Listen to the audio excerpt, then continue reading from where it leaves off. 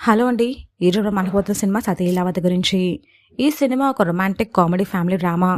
ప్రేమించి పెళ్లి చేసుకున్న ఒక జంట పెళ్లి తర్వాత చిన్న చిన్న మిస్అండర్స్టాండింగ్స్ వల్ల ఎలా ఇబ్బందుల్లో పడతారు అన్నది cinema main point.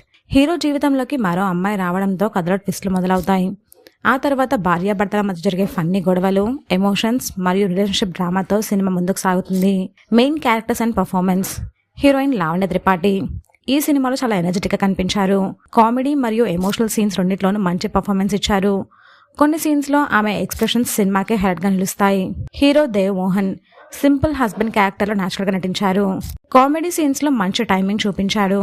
Supporting cast Naresh, Saptagiri, VTV Ganesh వీళ్ళ కామెడీ ట్రాక్ సినిమాకి మంచి ఎంటర్టైన్మెంట్ ఇస్తుంది. కొన్ని సన్నివేశాలు బాగా నవ్విస్తాయి కూడా.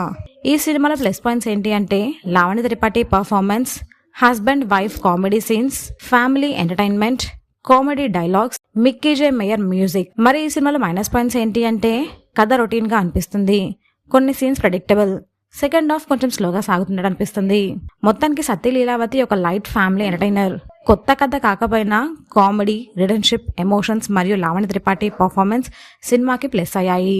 ఫ్యామిలీతో కలిసి టైం పాస్ కోసం ఒక్కసారి చూడదగ్గ మూవీ. మరి ఈ సినిమా చూసిన వాళ్ళు మీకు అనిపించిందో కమెంట్ చేయండి.